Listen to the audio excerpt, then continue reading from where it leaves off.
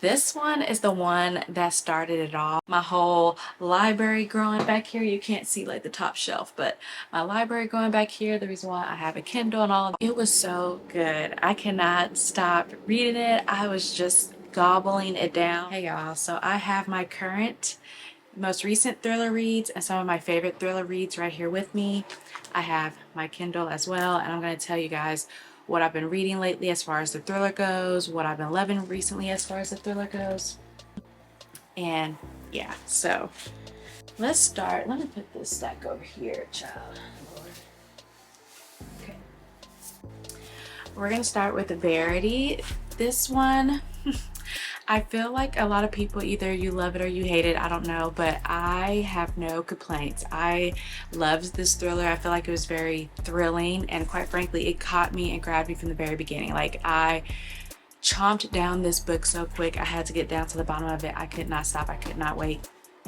And it's really about Verity, which I used to say Veridity. I don't know what that was about, but it's about Verity and her husband Jeremy. And Verity is like a well-known writer, author, and Jeremy hires Lowen to continue her series because Verity is unable to. And so she's going through her manuscript, she's going through all these things to try to put the pieces of her series together so it could be cohesive and make sense. And she uncovers some things, and so yeah, I don't know. I think you either love it or you hate it, and I loved this down. This was my jam. I don't know. Let me know if you're team manuscript or letter in the comments. If you know, you know. I am manuscript. You can't pull a fast one on me. I don't know. I just believe in manuscript. I don't care what that letter says, but I do want to reread this to see if I still feel the same way about it, because it has been some months since I've read it. So maybe I will reread this later on this year, but I really loved this novel. Definitely one of my favorites. Next, this one is the one that started it all. My whole library growing back here, you can't see like the top shelf, but my library going back here, the reason why I have a Kindle and all of that, it is When No One Is Watching by Alyssa Cole. I read this last October because I wanted to start listening to audiobooks again, see if I liked audiobooks, give me something to do while I'm walking on the treadmill, trying to be more active since I have a sedentary job. And I actually listened to this book first, and once I listened to it, I'm like, I have to have it physically. It is one of my favorites. I have no complaints about this. It's about Sydney and Theo. It's a dual POV. I love dual POVs. She's in Brooklyn, and you know, pretty much the neighborhood and the hometown that she's known all her life is changing. The people around her are disappearing. You know, they say, oh, they relocated to the suburbs, but is that really what's actually happening? I feel like what makes a good thriller is when, yes, it's fiction, but could this really happen? Is this really happening? I feel like there's some elements I'm like, this is what's happening today. I felt like it was just well executed. It was so well done. This was my first novel I read by Alyssa Cole. She does have another thriller that came out this year. What is it called? One of Us Knows. It came out April 16th.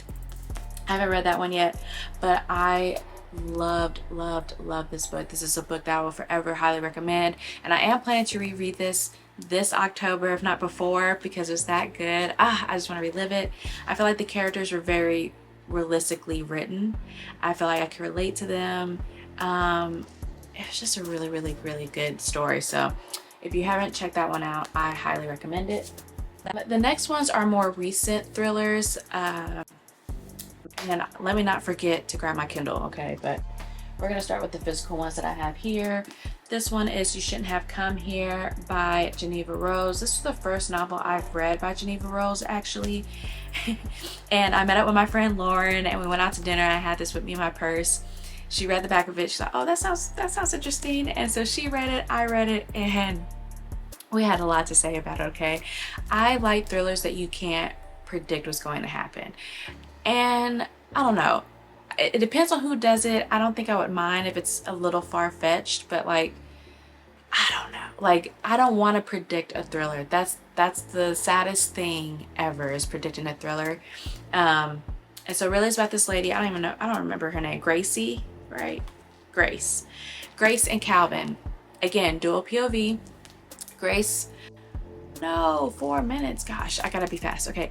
Grace, I think is from New York. She needs to take a break away, get out of town, get out of Dodge. So she takes an Airbnb in like a middle of nowhere, small town, and weird things be happening. Weird things be happening. She doesn't have no cell phone service. Her car breaks down. It's a whole mess, and just crazy things happens here. So definitely the ending I cannot predict, and me and my friend had a good kiki about it, but I enjoyed it. I found some people didn't like it, but I personally enjoyed it. So that was a recent thriller that I read, and I'm glad I read this one by her because I've never read a Geneva Rose novel, and I had already pre-ordered her next one, which is Home is Where the Bodies Are. Home is Where the Bodies Are. First off, this packaging, the millennial in me, I'm too ecstatic, so hyped. I pre-ordered this, and I love when the hardcover doesn't have a slip or a dust jacket. I don't know, I wish all hardcovers came like this, but I pre-ordered it because of really how it looks, obviously, and then I got one of the limited edition signed copies. So I really enjoy this one. You have 3 points of view going on. It's about siblings that reunite with each other after their mother passed. They were left things, they have to go through things, they have to figure out stuff. So crazy things be happening in this book too. I wouldn't say this is predictable. I'm trying to remember how it ended even. Secrets are revealed basically. So but I really, just everything about this packaging, I just cannot resist. So this is another recent thriller that I enjoyed. I'm not gonna say it's like my top favorite, like, you know, When No One Is Watching and Verity, but this was a very good read for me. I enjoyed it. I don't regret reading it or anything like that. Okay, so I have to make space on my camera, but we're about to get through this. Okay. The next recent read that I've read recently, and this has become one of my favorites. I actually read this on Kindle Unlimited, so this one I know for sure is on Kindle Unlimited if you have a Kindle or have the app, and that is Hidden Pictures by Jason. This, I seen it at Target. I think my honey picked it up. We kind of browse through it a little bit to kind of get a vibe, and the more I thought about it, the more interested I was in it, and I like this book. Like, it has illustrations in it. How did I forget this? No, yeah, so there's this woman who basically, there's this woman that's like going through recovery, and she becomes a nanny for this family. And if you want me to do like a deeper dive on any of the books that I mentioned, or especially this one going forward, let me know, so I can actually like spill some tea about it. But basically, she's a nanny, and like weird stuff be happening with the kid. The kid is like drawing these pictures that seem fine, and they increasingly become more and more concerning, and you get to see the pictures in here through here as well. And so in a way you kind of battle with like, can I really rely on this person, because she does brings up a part of recovery and having foggy memories and things like that. So you kind of wonder, can I really believe what this person is saying, or is everyone else just gaslighting, or is there a bigger secret at play? I felt like this was a well-written novel. I really enjoyed this. I loved it so much. I read it on Kindle. That was the whole point. I got a Kindle. I got a Kindle because I really want to save money, but I don't want to deny myself enjoying new books. And I also don't want to buy whack books. Like, it's really annoying when I read a book and it was whack. So anyways, needless to say, I love this on Kindle Unlimited so much that I went ahead and got the hardcover for it, and I'm in love. So now it's a part of my bookshelf. So love it. This next one, it's on Kindle Unlimited for sure. It's so strange because I think my love found it and said, hey, you should probably take a look at this. I think you'll be interested in this book. And I was like, yeah, sure, without a problem. Adds to TBR immediately. Ever since then, I would see it online, and then people would ask me, have you read this? I was like, well, maybe this is a sign I should read it. So it is As for Andrea is the name of the novel. It is on Kindle Unlimited. It was so good. I cannot stop reading it. I was just gobbling it down. Basically, it's about these 3 women who ends up being ghosts because there's this guy that's on this dating website who, you know, basically murders people. He murders ladies, he kills ladies, he chokes them out. Anyways, and so it's just kind of like their journey about being a ghost and figuring things out, and you kind of wonder, do they get justice?